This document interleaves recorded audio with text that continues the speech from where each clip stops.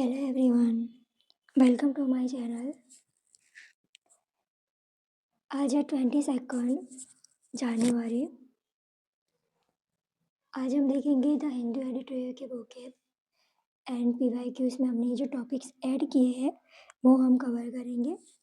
अगर आपने अब तक चैनल को लाइक, शेयर एंड सब्सक्राइब नहीं किया है तो कर दीजिए। आगे बढ़ते हैं आज के फर्स्ट वर्ड पे। आज का फर्स्ट वर्ड है प्रोलिफरेशन। उसका पार्ट ऑफ स्पीच नाउन है।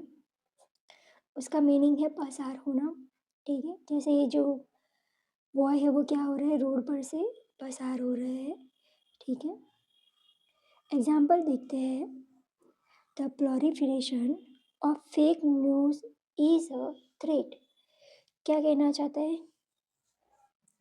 फर्जी खबरों का, फेक न्यूज़ का पसार होना क्या है? एक खतरा है। ठीक है, क्या है? एक खतरा है। अब देखेंगे synonyms. Growth, expansion, spread, increase. Antonyms देखते हैं। Decline, reduction, decrease and last loss.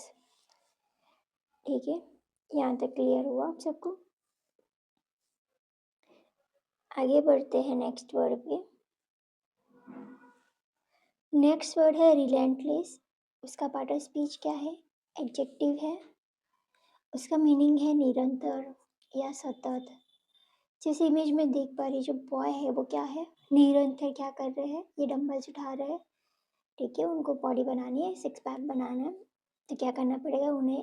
Every day क्या करना पड़ेगा? एक्सरसाइज करनी पड़ेगी। ठीक है, एग्जाम्पल देखते हैं। The city faced relentless heat waves. क्या कहना चाहता है? शहर को निरंतर लू का सामना करना पड़ा। ठीक है, अब देखते हैं हम सिनोनिम्स। निरंतर सतत क्या होगा? परसिस्टेंस है, कांस्टेंट है, अनस्टॉपेबल है, कंटिन्यूअस है। एंटोनिम्स देखते हैं। Intermittent, intermittent, irregular, gentle, hurting. यहाँ तक क्लियर है? आगे बढ़ते हैं नेक्स्ट वर्ड पे। मिटिगेशन। उसका पार्ट ऑफ स्पीच क्या है? नाउन है। उसका मीनिंग है शमन, कमी या घटाड़ो करो। ठीक है, जैसे कि ये जो इंसान है वो क्या कर रहे हैं? रिस्क को क्या कर रहे हैं? लो कर रहे हैं। क्या कर रहे हैं? घटा रहे हैं रिस्क को। ठीक है, एग्जाम्पल देखते हैं। Risk mitigation strategies are necessary. क्या कहना चाहते हैं? जोखिम कम की जो रणनीतियाँ है, ठीक है, जोखिम कम करने की जो रणनीति है, स्ट्रेटेजीज, वो क्या है? नेसेसरी है, आवश्यक है। ओके, अब हम सिनोनिम्स देखते हैं। Reduction, alleviation, easing, relief. Antonyms देखते हैं। Aggravation, increase, intensification, worsening. यहाँ तक क्लियर है? आगे बढ़ते हैं नेक्स्ट वर्ड पे। नेक्स्ट वर्ड है इम्पास। उसका पार्ट ऑफ स्पीच क्या है? नाउन है। उसका मीनिंग है गतिरोध या मडाकांड।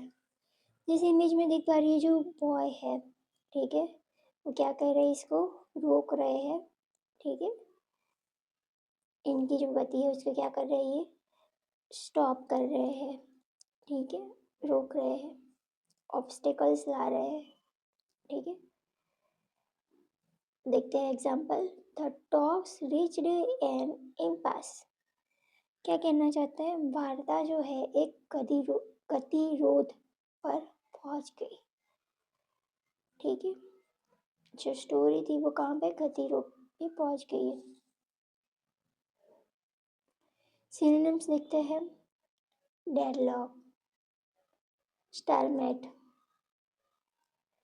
Stand up, हल्ट,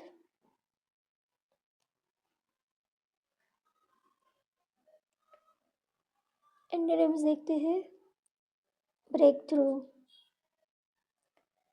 solution, resolution, progress. Okay, यहाँ तक क्लियर है, आगे बढ़े। नेक्स्ट वर्ड है इम्परेटिव। उसका पार्ट ऑफ स्पीच क्या है, एडजेक्टिव है। उसका मीनिंग क्या है, अनिवार्य। ठीक है, जैसे इमेज में देख पा रहे हैं, एक रास्ता है जो क्या है, गलत है, और एक रास्ता क्या है, सही है। तो हमें कौन से रास्ते पे चलना है, सही रास्ते पे चलना है। ठीक है, यही अनिवार्य है।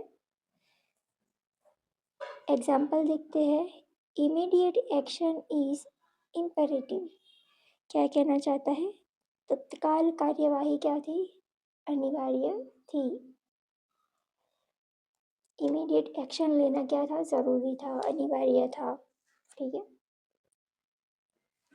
सिनोनिम्स देखते हैं, विटल, क्रूशियल, एसेंशियल, नेसेसरी।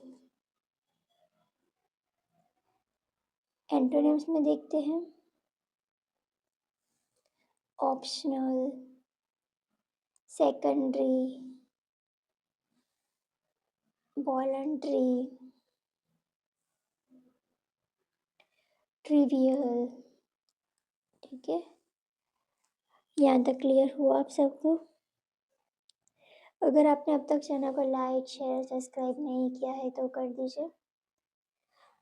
अब आगे बढ़ते हैं, अब हम देखेंगे PYQs। उस पर हमने जो टॉपिक्स ऐड किए हैं वो हम कवर करेंगे।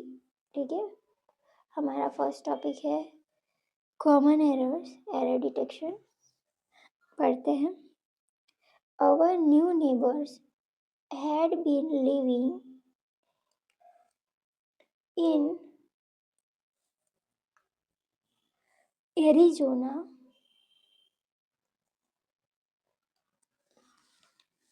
since 10 years before moving to their present house। क्या कहना चाहता है कि हमारे जो नए पड़ोसी अपने वर्तमान घर में आने से पहले 10 साल पहले से क्या थे, अरिजोना में रह रहे थे। ठीक है, यहाँ पे एक टाइम मेंशन किया है 10 इयर्स। ठीक है, देखते हैं इसका कॉन्सेप्ट क्या कहना चाहता है। फॉर वी रिप्लेस सिंस की जगह पे क्या आएगा, फॉर आएगा। चलिए फॉर का मीनिंग समझते हैं। फॉर जो है वो indicate length of a time. ठीक है, कि टाइम कितने टाइम तक का है, 10 साल का है या 20 इयर्स का है या 15 साल का है। ठीक है, इट्स ए टाइम जो बताता है। ठीक है, टाइम की लेंथ को। सिंस जो है वो इंडिकेटर पास्ट टाइम अंटिल और लेटर टाइम और अंटिल नाउ, मतलब अब तक भी हो। ठीक है, यानी कि पास्ट टाइम में था और उसके बाद भी रहेगा और अभी भी है, इट में भी। तब क्या यूज होगा, सिंस होगा। एग्जाम्पल देखते हैं, I have lived in Bangalore for 20 days, 25 years। Okay, 25 years तक वो बेंगलोर में रहे। ठीक है, एक टाइम मेंशन किया है। ठीक है, I had been living in Bangalore since 1966, sorry 1964, यानी कि इस टाइम से हम रह रहे हैं और आगे भी रहेंगे। ठीक है, तो क्या होगा यहाँ पे, सिंस की जगह पे क्या आएगा, फॉर आएगा। ओके, यहाँ तक क्लियर है आप सबको? आगे बढ़ते हैं। अब हम देखेंगे improvement of sentences. When the owner offered T, जब मालिक ने चाय की ऑफर की यानी पेशकश की तो क्या हुआ? तब प्यून डिनाइड इट, मतलब चपरासी ने क्या किया? प्यून ने डिनाइड किया, मतलब मना किया। ठीक है, तो इसका बेस्ट क्या रहेगा और कौन सा ऑप्शन सही रहेगा? डिसलाइक का मतलब क्या होता है? नापसंद। डिक्लाइन का मतलब क्या होता है? अस्वीकार। डिसोबेड का मतलब क्या होता है? अवज्ञा करना। और ऑप्शन डी नो इम्प्रूवमेंट। कौन सा ऑप्शन सही रहेगा? डिक्लाइन, क्योंकि क्या किया है इन्होंने? चाय लेने से क्या किया है? मना किया है। ठीक है, तो ये सही रहेगा। आगे बढ़ते हैं। Active and passive.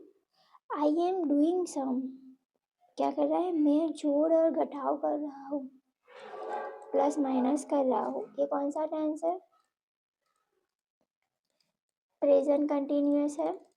ठीक है, तो कौन सा ऑप्शन सही रहेगा? प्रेजेंट कंटिन्यूअस में क्या होता है? Am is are plus B E I N G होता है, तो बी ई आई एन जी का है ऑप्शन नंबर 2 में है। The sums are being done, I का क्या होगा? मी होगा। ठीक है, डन बाय मी। यहाँ तक क्लियर हुआ? Yes, right. अब देखेंगे हम डायरेक्ट और indirect. Mother said Gaurav, you will be eligible for voting when you are 18। तो क्या कहना चाहता है कि माँ ने कहा, गौरव जब तुम 18 साल के हो जाओगे तब तुम वोट देने के योग्य हो जाओगे। You are eligible for voting. चलिए इसका इनडायरेक्ट देखते हैं। सीड का क्या होगा? सीड का टोल होगा। ठीक है, यू जो है और व्हील मॉडल है, तो क्या होगा? व्हील का क्या होगा? वुड होगा। हेल्पिंग वर्ब क्या है यहाँ पे? आर है। आर क्या है? एक हेल्पिंग वर्ब है। चलिए देखते हैं कौन सा ऑप्शन सही रहेगा। मदर टोल्ड गौरव, कंडक्टर कौन सा यूज होगा? कंजंक्शन दैट यूज होगा। ठीक है, that. He would be eligible voting when he was 18। तो कौन सा ऑप्शन सही है? ऑप्शन नंबर फर्स्ट ही सही ऑप्शन है। ठीक है, विल का क्या हुआ? वुड हुआ। हेल्पिंग वर्ब प्रेजेंट है, पास्ट हुआ। ठीक है,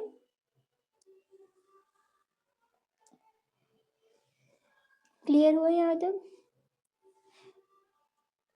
ओके, सही है। आगे बढ़ते हैं।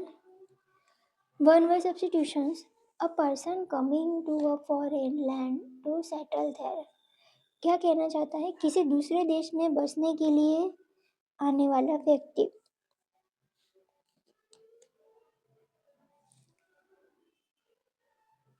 इमिग्रेंट होगा या एमिग्रेंट होगा, टूरिस्ट होगा या सेटलर होगा? सबसे पहले इसका मीनिंग समझते हैं। इमिग्रेंट जो होता है वो प्रवासी होता है। ठीक है, इमिग्रेंट जो होता है वो उत्प्रवासी होता है। टूरिस्ट जो पर्यटक हो, और सेटलर मतलब यहाँ पे बसने वाला व्यक्ति। ठीक है, तो कौन सा ऑप्शन सही रहेगा? ऑप्शन नंबर फर्स्ट, अप्रवासी।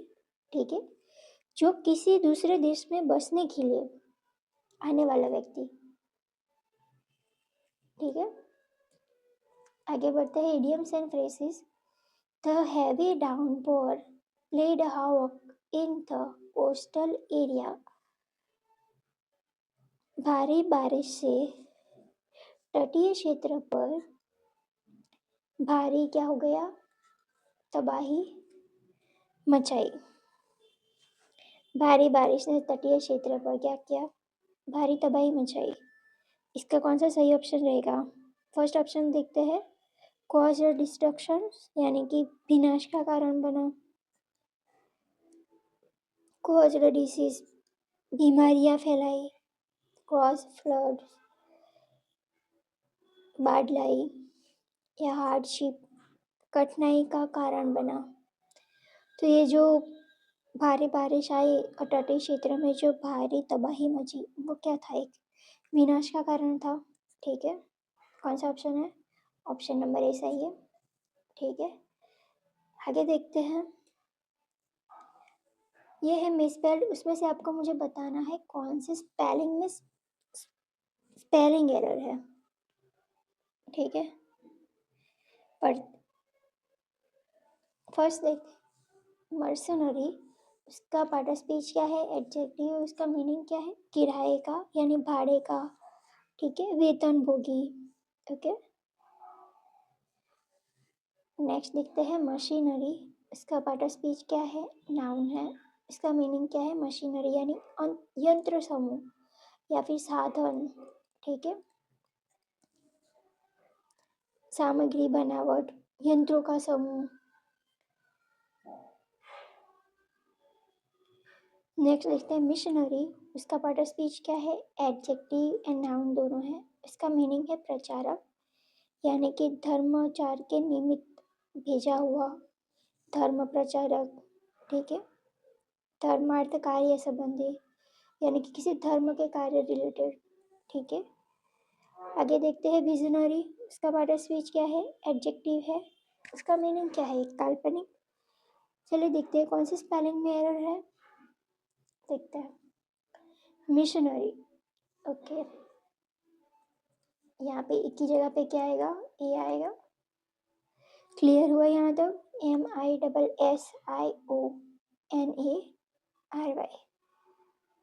ओके, क्लियर है? आगे बढ़ते हैं। ये 3 वर्ड्स है, उसका मीनिंग आप सबको मुझे कमेंट करना है। ठीक है, अगर आपने अब तक चैनल को लाइक शेयर एंड सब्सक्राइब नहीं किया है तो कर दीजिए। And thank you everyone.